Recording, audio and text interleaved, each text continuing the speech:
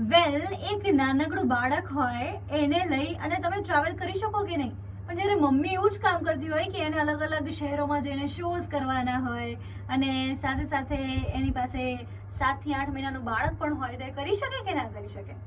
અને during pregnancy, post pregnancy, અત્યારના જમાનાની જે પણ નવી નવી મમ્મીઓ છે એ લોકો પોતાની જાતને આ ન્યૂ ફેઝમાં કેવી રીતે એડજસ્ટ કરી શકે.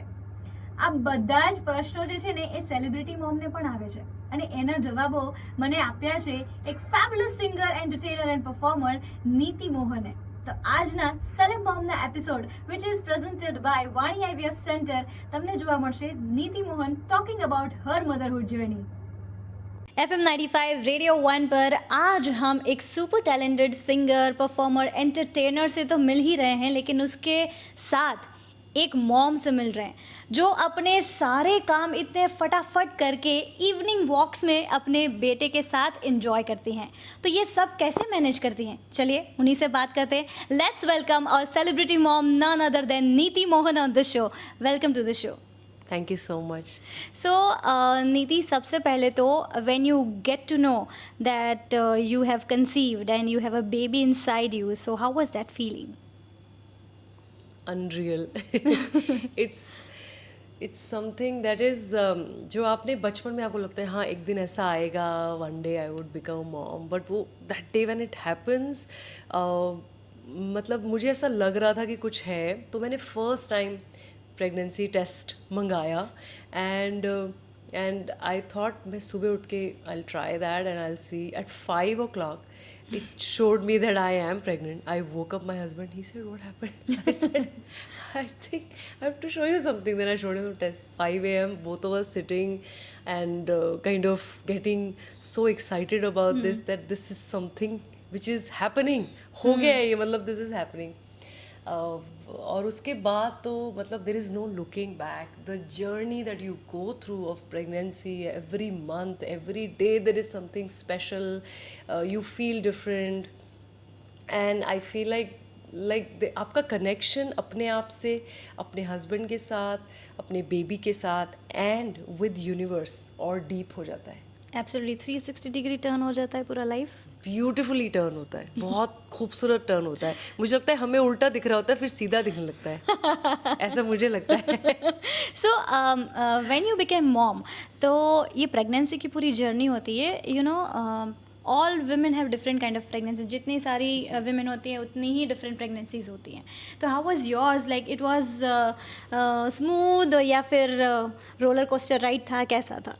या तो before I was pregnant, actually as soon as I got pregnant मैंने ना बहुत सारी रिसर्च करनी शुरू कर दी, बिकॉज फर्स्ट टाइम था. फिर मेरी फैमिली में कभी मैंने कुछ ज़्यादा सुना नहीं था प्रेगनेंसी के बारे में और क्या क्या फील होता है क्या. तो then I started reading up. So everybody said first 3 months morning sickness होती है, you will puke, you will do this that. तो I was mentally ready for all of that. But मैंने कहा 2 हफ्ते हो गए, मुझे हुआ नहीं कुछ. 3 weeks हो गए, 1 महीना हो गया. 2 months, 3 months, 3 months हो गए. So and then I used to meet everybody. I said, I have no sickness. They said, you know, we had sickness even during labor. I said, okay, I don't have any sickness. So I was so lucky. And I'm so grateful that my pregnancy was so smooth. I had a blast. मैंने studio बनाया घर में. It was lockdown. मैंने studio में recordings करती थी. मैं I used to shoot a lot of music videos, ऐसे ही time pass. And I am like these are my most precious memories, जिसमें आरवी मेरे साथ है. सो तब पता नहीं था गर्ल है कि बॉय है. बट मेरी जान जब मैं रिकॉर्ड कर रही थी, I was pregnant. Yes. So, मेरी जान मेरी womb में थी तब. So I think मेरा बहुत स्मूथ था. Even my labor was smooth. I was very active. मैं योगा करती थी. I was eating healthy. मेरे naturally ही craving थी कि मैं कुछ हरी सब्जी खाऊं. That was my craving. वरना लोगों को पिज्जा, आइसक्रीम, शेक्स, केक्स ये सब रात को 2:30 बजे खाने का मन होता है. मेरे को एक भी बार नहीं मैंने उठाया मेरे हस्बैंड को. अरे यार, तो वो कह रहे, तो वो मुझे कह रहे एक बार उठाएगी. तो मैंने कहा someday I will surprise you. But ऐसा हुआ ही नहीं. ऐसा हुआ ही नहीं. कुछ क्रेविंग नहीं आई. इतनी स्मूथ प्रेगनेंसी. लेबर भी मेरा इतना स्मूथ सा था, 24 hours का था. बट बहुत ही मतलब मैंने बहुत हैप्पीली निकाल दिया और I had a normal delivery Wow. Also, तो I don't know, it Superb was like a यार। ब्लेस्ड तो प्रेगनेंसी. ये एकदम ऐसा लग रहा है कि इतना कोई ये हवा नहीं है, सिर्फ सब शांति से हो सकता है. Yes. सो नीति, जैसे आपने बोला कि आपकी प्रेगनेंसी और आपका labour delivery was everything was fine, super Yeah. Blast, right? उसके बाद व्हेन आर्यवीर आ गया तो रात को जागना शुरू हो गया, दिन को सोना शुरू हो गया, ऐसा कुछ हुआ? ऐसा हुआ ना, और अभी भी है. I tell you, he is 1 year plus, but ऐसा आज तक नहीं हुआ है कि मैं I think almost pregnancy time से ही नेचर स्टार्ट्स चेंजिंग यू.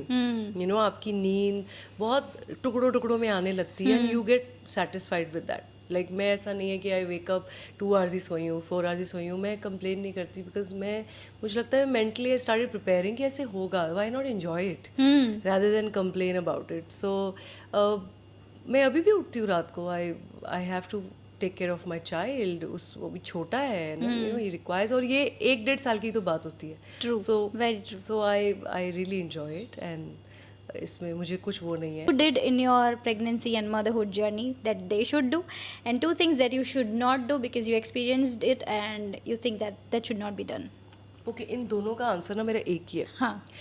आपको बहुत एडवाइस मिलती है व्हेन यू गेट प्रेग्नेंट, ऐसा करना, ये खाना, केसर खाना, बच्चा गोरा हो जाएगा, ये करोगे तो लड़का होगा, ये करोगे तो लड़की होगी, झाड़ू लगाएंगे तो बाल ज़्यादा आएंगे बच्चे के. ये सारे नुस्खे मत सुनना. Okay. Listen to your heart. Okay.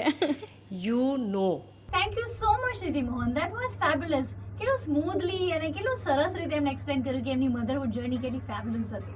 Also now, how to handle teenagers when you are a mother of a teenager. તો એનું એડવાઇસ આપવા માટે આપણી સાથે છે ડોક્ટર કામિનીબેન પટેલ ફ્રોમ વાણી IVF centre. This is Dr. Kamini Patel, IVF specialist from Vani IVF Center, Maninagar.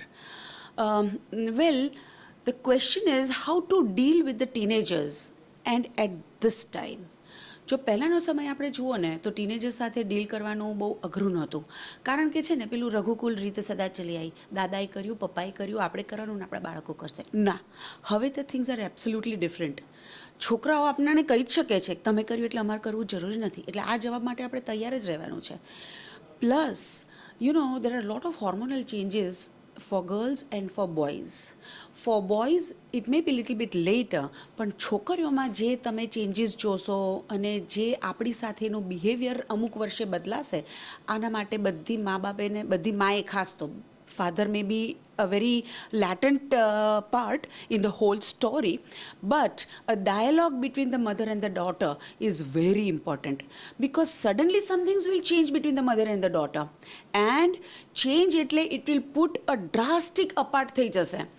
Sometimes you know કે ને કે the first dushman is the mother. It happens. હા, એટલે આ બધી વસ્તુ માટે તૈયારી રાખવાની, પણ એક જ વસ્તુ ધ્યાન રાખવાની જરૂર છે મધરે, because everything is time Bing.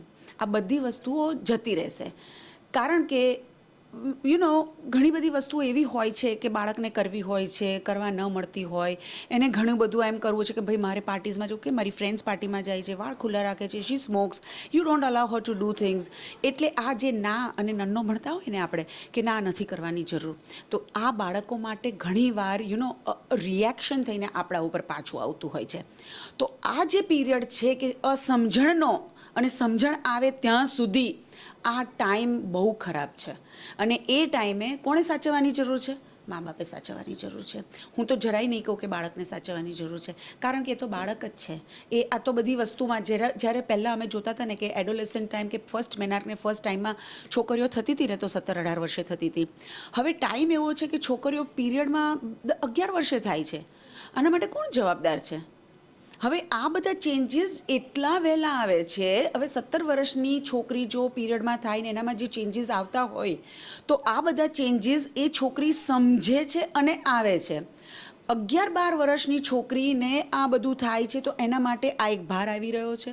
Plus એના મગજના જે તરંગો છે આ તરંગોનો તો કોઈ કંટ્રોલ જ નથી અને એ તરંગો પોતાના ઉદ્ભવેલા નથી, આ ભગવાન આવી રીતે મૂકેલું છે અને એ બધી માતાઓએ સમજવું જરૂરી છે.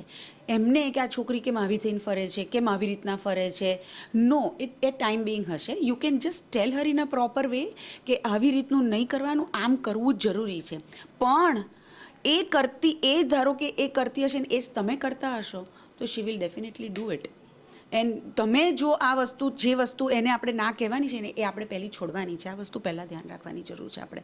સો to deal with a teenager right now it may be a headache to some mothers, but I feel it's an art.